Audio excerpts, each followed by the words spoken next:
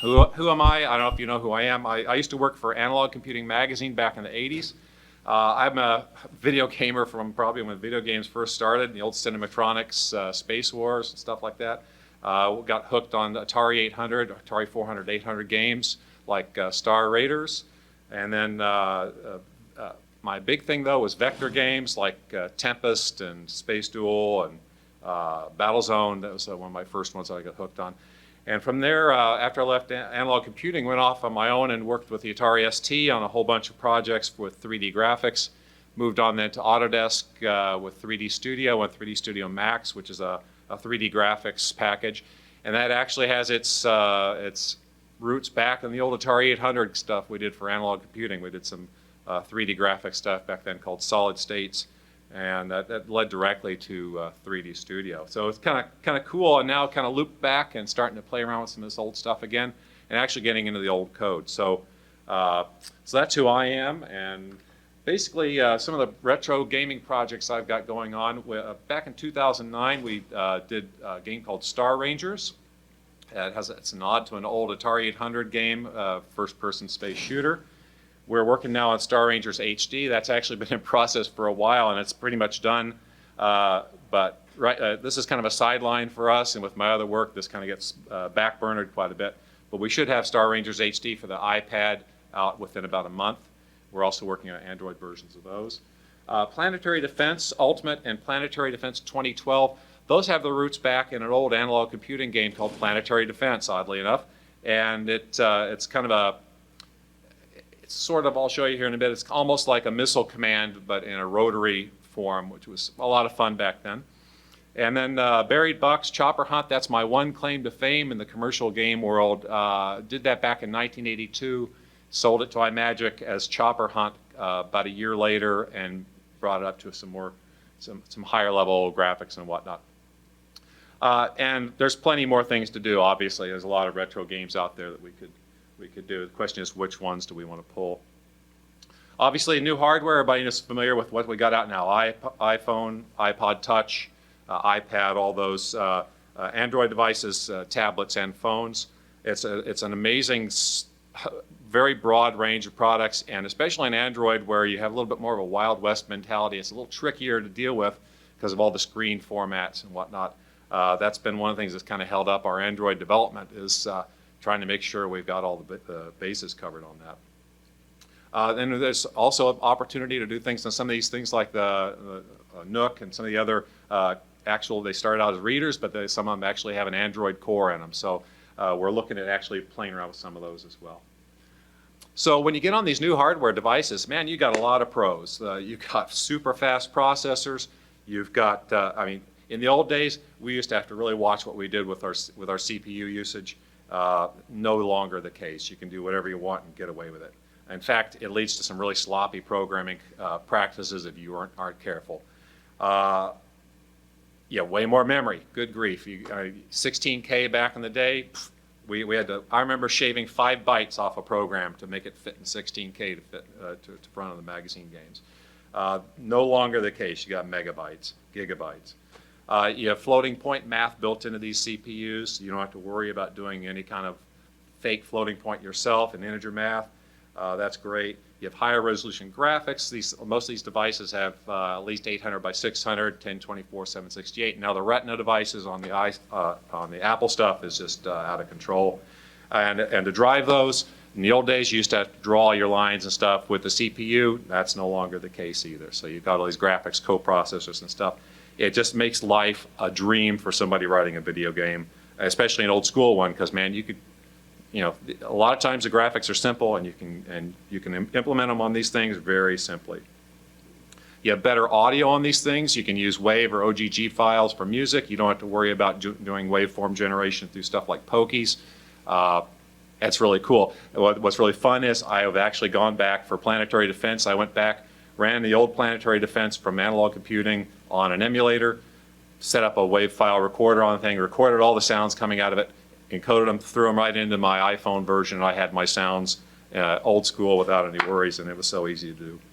And then the other thing that's really cool that we've been playing around with is these things all have networking in them, obviously, so you've got fantastic networking capabilities that you simply didn't have back back in the day.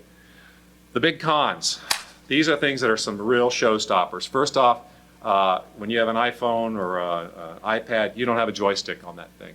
So if your game is, for example, like my old school game Buried Bucks, you were flying a helicopter underground. You try and do that with an accelerometer, which I actually have coded the game up and it runs. You're trying to fly that helicopter underground with an accelerometer interface. Good luck. The game's done, sitting in the can, just waiting for a good joystick to come along. Hopefully, I'm really hoping that the guys who do the legacy joystick, 8-direction Atari Classic joystick, they have one out USB for PCs. I'm hoping I can work with them and get one on that works with the iPhone, iPad, or Android. Because man, I would jump on that like tomorrow. Touch controls. If you don't have a joystick and you want to use touch controls to emulate a joystick, that uses up screen real estate. Not so bad on a tablet, but if you're using a phone, that's kind of a no-go. The other thing is, if you're trying to use your fingers to run a joystick emulator on your screen, that's going to block your view of the game. What fun is that? That's a real problem. The other thing is, back in the day, I used to play Battlezone for an hour at a time. You do that on these mobile devices, you're going to use up your battery real quick. So these are things that we have to kind of think about, but you can get around them, and the batteries are getting better all the time. First game we did back in 2009, I got a call from Lee Pappas from Analog Computing. We're still in touch all the time. He said, hey, iPhone's out. How would you like to do some retro games and do them in the App Store and make tons of money? And I'm like, hey, I'm down with that. I had never ever touched any Apple products before this. I didn't have a MacBook, didn't have an iPod, I had an iPod, didn't have an iPod Touch. So I went out and picked up this stuff, got a MacBook Pro, set up a development system, we got going. That was February, and we actually released the product in September. And I'll tell you something, it was the most fun I've had since I worked back in Analog Computing. I don't know, how many of you, when you get up in the morning and you got to go to work, can't wait to get to work? A couple of you, sort of. Man, I was out of that. I was down the hall in my office so fast it'd make your head spin, and I was in there like all day. And my wife was like, where the hell are you? I'm in the office having a blast, and it was so much fun. So these are things that, it really took me back, and I was working with one of the old programmers from the analog days, and it was like we had never, that was 30 years ago, and it was like we'd never ever stopped working together. We jumped back in, division of labor, boom, done. The game obviously looks much more modern. The gameplay is very similar to a certain old game that I won't mention, but it's really a blast. I had a video of it that won't play on this particular machine, but rest assured, it's just all the same old gameplay as this old game. And back in the day, we dreamed of doing upgraded versions of some of these things and adding features and punching them up, and we never got around to it. But now this was our chance to do it, and it was a blast. This is the screen of Star Rangers HD. It's the iPad version, or it also works on Android tablets. That's coming out hopefully in the next 30 days. We're just real close and just working out our last little interface details. The nice thing about the HD is, the larger screen, you can actually do stuff like have your buttons labeled with what they do. This was, I think, a confusing issue on the little real estate on iPhone. You simply couldn't label everything and have it be legible and have buttons that work. So with this, it's a little nicer and gives you a little bit better features. This is the long-range scan showing the galactic map showing where your star bases are and your enemies and stuff like that. And this is all OpenGL graphics, so it was a snap. I had never touched OpenGL before this project, and we had stuff up and running within about 3 or 4 days. That's how easy it is to use this stuff. I think my experience with 3D Studio helped a lot because I knew about graphics transforms and what you need to do to get this stuff going. But it was so much fun. It just like you simply couldn't get to the office fast enough to code it. And this is the long-range scan of the sector you're in. It would show the enemies, your ships in the center of the grid. Planetary Defense Ultimate is the next one. Actually, it's almost in the can, and it has an issue we'll talk about a little later, which is the notion of marathon games in this Angry Birds world where you play for 2 minutes and set it down, pick it up, 2 minutes, set it down. this is, we took the old school game and we literally just we did a Graphics 7 Atari screen and emulated it on the iPhone, which was a hoot. And the little dumb explosions are identical. And then I had it running and I sent Lee a build and he's like, we need to punch this up. We need some more eye candy in it. So I started laughing. I said, okay. The next thing I did was I went out and built a system I actually call it eye candy. And it's one of these things that this starts out pretty much like the old school game. You got the little things, but then of course when everything starts blowing up, we added a bunch of punched up explosions and whatnot. And then added, you got to add all sorts of things, power ups and things like this. So and it's stuff we couldn't fit in the 16K game back then. We barely got the thing squeezed in the memory we had, and we definitely just totally went old school on this for the time being. And then we started, as you go through the game and get into the higher levels, we start adding these power-ups where you can get additional gun platforms orbiting the planet that are automated and stuff like that. Now, and you can play this thing, and when you're playing it, if you get good at it, and you get some of those power-ups going, you can be playing this thing for a long time. And it started dawning on us, well, we better start really thinking about this in the world of Angry Birds. Basically, is that gonna sell? I mean, and I guess the question then becomes, well, what does it matter if we're having fun doing it? So, you'd like to make a few bucks on it. I'd like to be able to pay for the computer at least, or something like that, or my iPad. But it's one of these things that's kind of philosophical. A lot of people do things just for the fun of it, and that's kind of what we've done up to this point. It's like, man, I like just getting there in the office and doing this stuff in between my other real work, and it's really enjoyable. So this thing, as you can tell, once you get on these higher levels, it just gets crazy. I wish we could have done this back in the 80s, but it just simply wasn't possible. You got bombs coming in with force fields. You got the green saucers are helping you out. If you try shooting them, nothing happens. But they'll take out the enemy saucers in later levels. So anyway, a lot of fun to be had on that stuff, and we just actually have a lot of fun doing it. Now if I can find my PowerPoint again.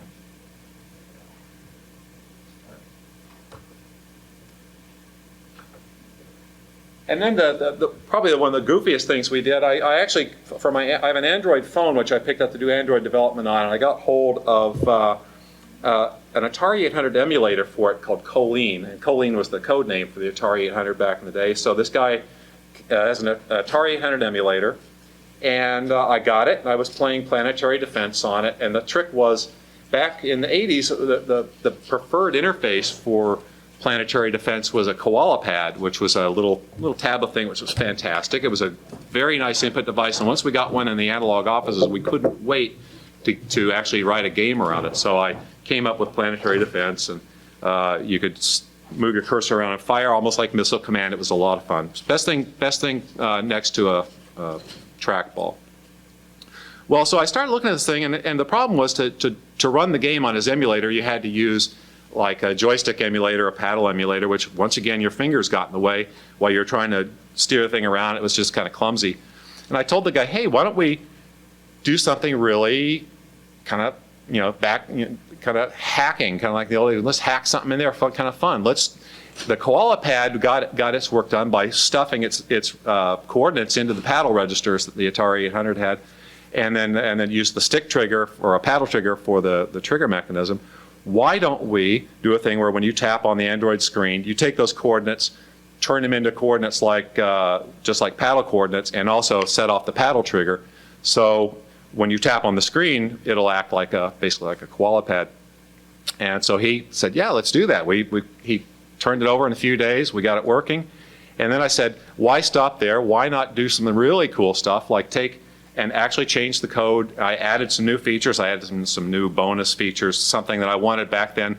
For example, when your planet gets eaten away like that in the original game, you're kind of sunk. You never get it back. And I always thought it'd be nice to have some bonus where it would terraform your planet and start building it back up if you got to a certain level. Well, we put that in this new version.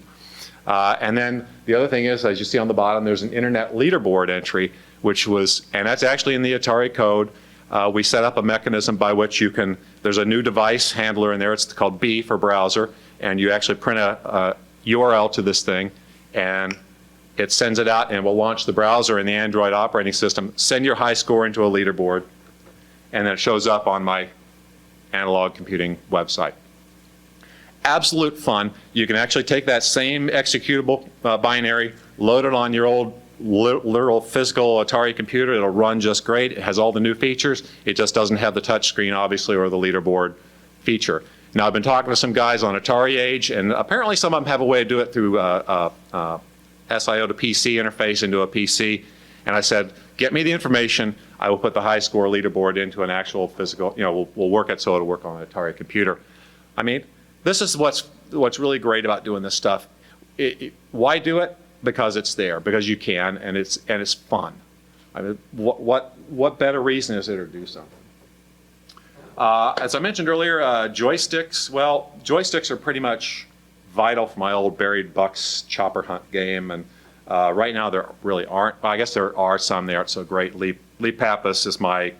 He was the analog publisher. He's our kind of point man on all this new technology stuff, and he said there really isn't any good one out yet, but I'm hoping I can talk to the legacy joystick guys and get us a joystick we can use on this.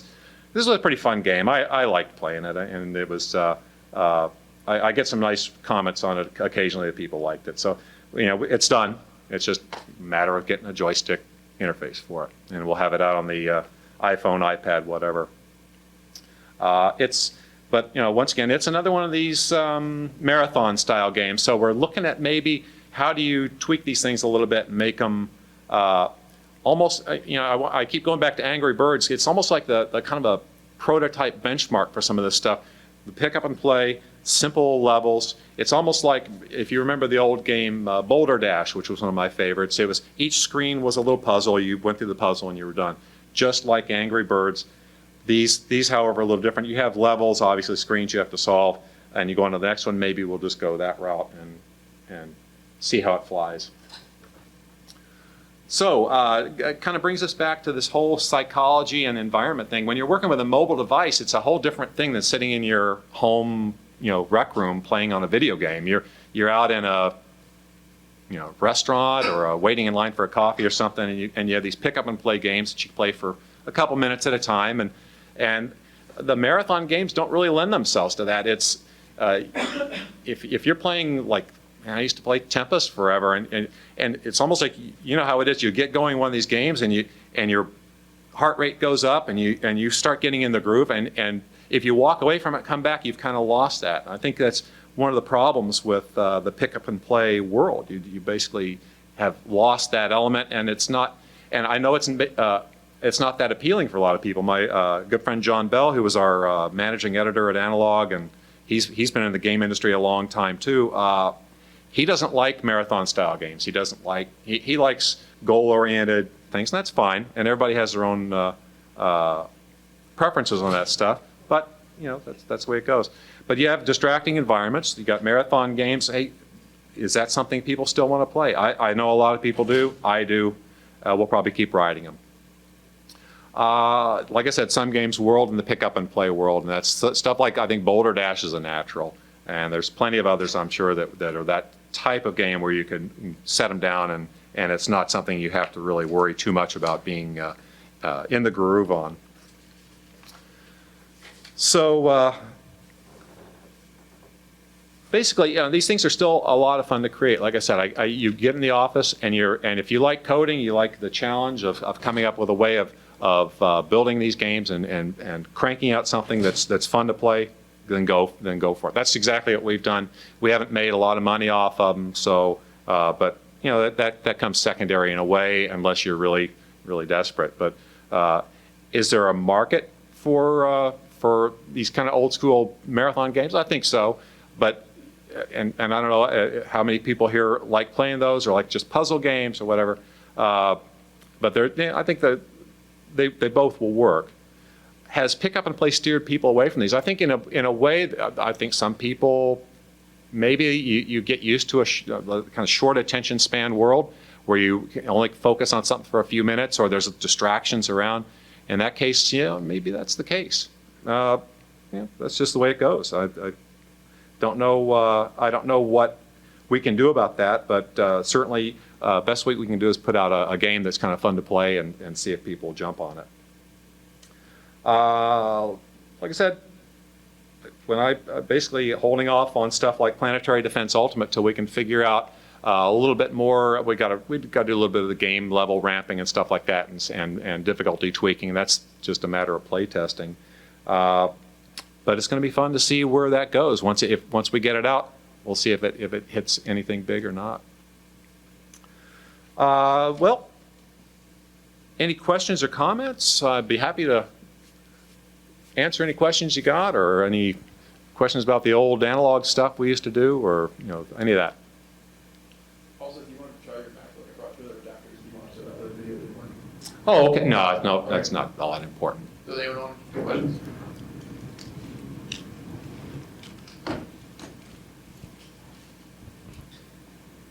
Yeah, so I guess what I was curious about was with the pick up and play games, these days. So how does that? What I've heard is that that makes the games accessible to a lot wider range of people. I think so. I think when you've got a game like, for example, one of the things I play on my Android all the time is a Scrabble. I mean, that take a couple minutes, you make a movie, shut it off, and put it back in your pocket, and that's extremely popular. That's cool. And I think you're looking at. What's interesting to me is that the Angry Birds phenomenon. Those guys were really clever. I mean, that game's pretty much free, and what they did was, they got an awareness of it, and holy mackerel, I think it's everywhere now. I see people with Angry Birds T-shirts, stuffed toys, that kind of stuff, and it's really kind of fascinating. And personally, I played it a little bit, and I guess my point of view is a little odd. I play a certain number of games. I have a Tempest arcade machine in my office. I have a Space Duel machine in my rec room. I play those. I like the old vector games quite a bit. I played Angry Birds for a total of about 15 minutes. And where I want to do? I want to get on my computer and program. That's my puzzles. And it's interesting how that works. And I guess it's odd for people to think of that as being recreation almost, but that's kind of mine. But yeah, I think you're right. I think the pick up and play games are extremely popular because they don't have a real time commitment, and they're fun to play, and they're fun, and they don't get in the way. And you can set them aside if you have to. And that does happen. I mean, you're playing a game on your phone and your phone rings, yeah, you got to set it aside and play, and talk. And then, of course, you can come back to it. But in a marathon style game, what's that going to do to your score? Yeah. So my input as far as the marathon style games on a portable device. So I come from your era too. I have the Atari Vector games, but I don't really play games on my phone because I think the interface is lousy. It's not very precise. So I mean, that's just kind of where I come from. It doesn't feel like I'm really in control ever. Yeah, I agree. In fact, like I said, we tried doing Buried Bucks as an accelerometer control game, and it works. I mean, man, if you're super, super careful, you can do it, but it was ludicrous. It just simply wasn't playable. And yeah, and what's really frustrating is when you got a game and you have a superimposed joystick controller that you have to move with your thumb, and it gets in the way of what's on screen. You can't see what's going on. Yeah, that's a non-starter. All over the display. Absolutely. And I mean, imagine if an arcade game came out with a 3-inch display. I mean, would people really get that excited? So, like I said, that when you get into the tablets with the larger screen real estate, then then you're actually talking about something you can work with. I like the pinball ones where it's the actual pinball tables with the real rules, because I feel like I can kind of practice on those, learn the rules without spending the money. I guess I could play those. This is a Tegra processor, dual core, and it's there's some really good pinball games on there from the Tegra HD type stuff. They're fun. You can put on 3D glasses actually, and they got a 3D mode, which is fun. Very neat stuff. I mean, the technology is almost unlimited, and for somebody who grew up with 6502 processors and 16K memory, man, this is like a dream. This is like a dream come true, no doubt about it. So, geez Louise, it really is. It's exciting, and when you get done with your boring work, you can go work on this kind of stuff.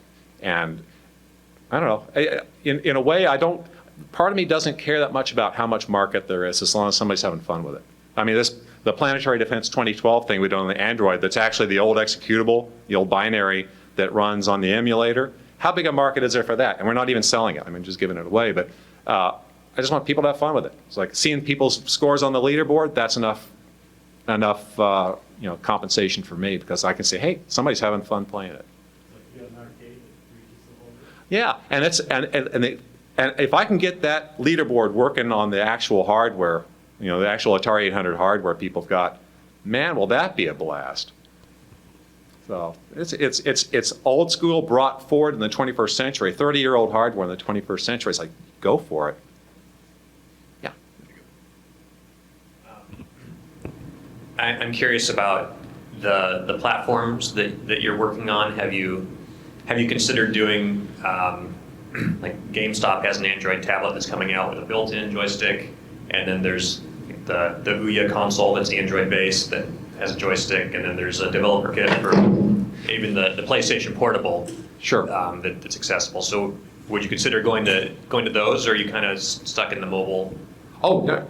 We go with whatever. It's just a matter of how much time we've got in the day. That's the trick. I've got, what's weird is looking at the code, and I mean, we try and keep our code as in one source stream, one repository, so it doesn't go all over the place. And trying to keep straight what platform you're on is a little tricky. I mean, going from Java to Objective-C to C++, it's a little tricky. But I think once we got all this, Android, once we got an Android-based, core code working, we'll be able to do these other platforms. And having an integral joystick would be a motivator for us to go for it. Yeah. Yeah, and I think I'll mention that to Lee when I get out of here today and say, hey, let's look at what the possibilities are there, because we have it running under Android, and it would be a small matter to just use their interface, their input device. Mm-hmm. But yeah, I'm wide open. And how cool is that? They got these old, back in the 80s, if we played, like Star Raiders, we'd get on the biggest screen we could, crank some music up real high, and we'd make our own challenge. If you made it through the game alive, that was one thing.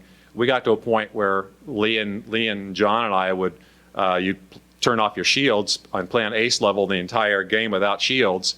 And when you got down to the last sector or two of enemies, you were like sweating bullets, thinking, all it takes is one hit or one asteroid running into and you're dead. And that was fun. It made it even more exciting. And I got to tell you, when we were playtesting this thing, one of the things that we have in the iPhone version, if you're familiar with OpenFaint, it's basically a social gaming system. I could play a game, and when I was done, I could take and challenge Lee with that score. All right, and I'd say, beat my score. And he'd get that challenge, and he'd go and play. Eventually, he'd beat my score, and he'd send me back a challenge. We went back and forth 5 or 6 times till I was playing on, no shields the entire game, a lot of stuff turned off, and going as fast as I could through there. And I think I finally beat him by 8 points out of whatever, 20,000 points. 8 points, and he never could top that one. It's just how fast we got to go on it. And when you playtest a game like we did on this thing, normally by the time you're done playtesting, it's like, man, I don't want to ever see that thing again. And we were still playing and going after each other on it. So I think that's at least a good positive thing to say about it. I still enjoy playing it, and hey, I hope other people do too. Anything else? Yeah. I may be reading it wrong. It almost seems like you're somewhat lamenting the fact that there is this trend towards the pick up and play games as opposed to the marathon games. I don't know if that's fully reading it correct. But I guess my question is, do you really think that the people that are playing the Angry Birds and pick up and play games would be playing marathon games anyway? No, I don't think so in a large part. Because you see housewives and stuff playing. My sister plays Angry Birds. You'd never see her playing Star Rangers or any kind of a shoot 'em up. It really isn't going to happen. So I think there's probably a whole different market there. But I'm wondering, I think the most thing I'm talking about is when you're playing it on a mobile device or something is what you're running into is these interruptions It's like when I'm programming, I turn off instant messaging, I turn off the phone, I turn off email. Because if I'm coding away and I hear the little chime about an instant message or something, it takes me out, it pulls me right out of what I'm doing. My focus gets lost. I go over and look at that, and I try and get my focus back. No, I turn all that off. And if you're out with your phone in the world playing a game, you can't turn off the world. You know, it's something's going to happen, something's going to interrupt you. And it's whether, even if it's a pick up and play game, you're just trying to do something, you know, a couple minute thing, there's a likelihood of being interrupted. So I think it's kind of a mix. But yeah, I think a lot, there's probably some crossover, but not a whole lot. I think there's certain niche market for marathon games, and you know, obviously a niche market for puzzle games, adventure games, that kind of stuff, shoot 'em ups, first person, third person.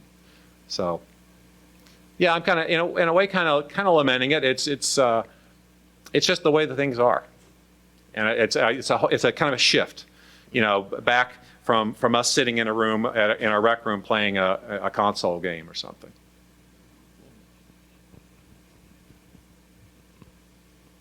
All right. Well, thanks for your attention, everybody. I hope you enjoy the rest of the show. I'm looking forward to getting out and playing a little Tempest later if it's not too crowded out there.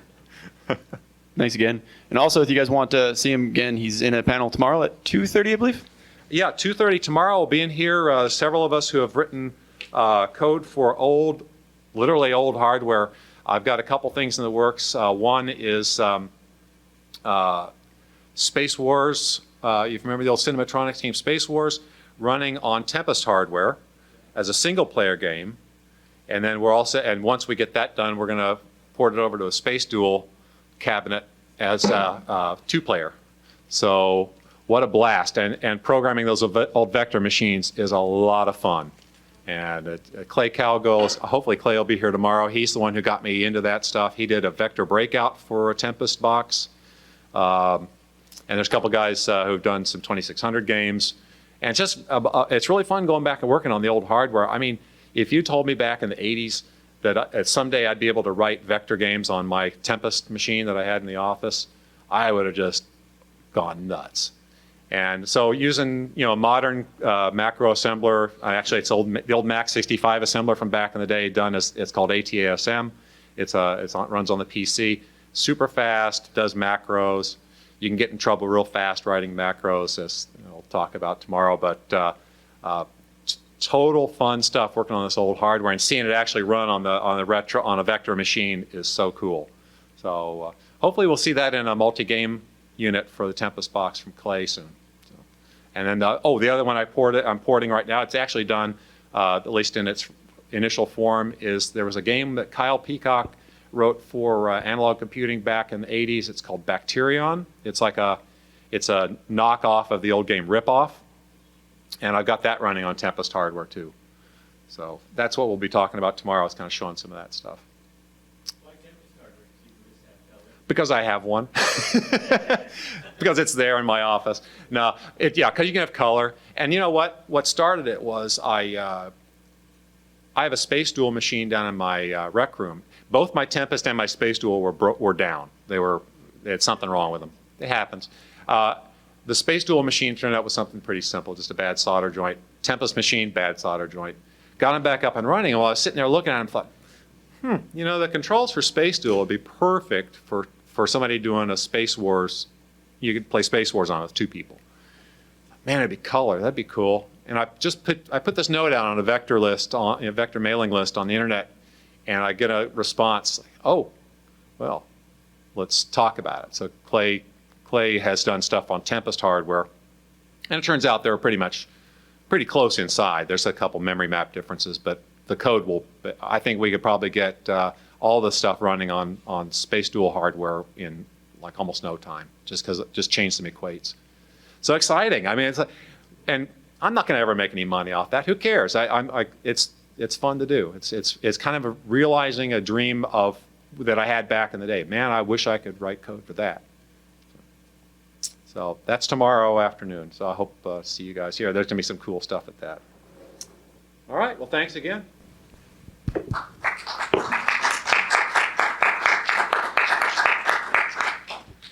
So yeah, his other panel will be at 2:30 and it'll actually be in Auditorium B, so the other one over there. So if you're coming back tomorrow, check that out.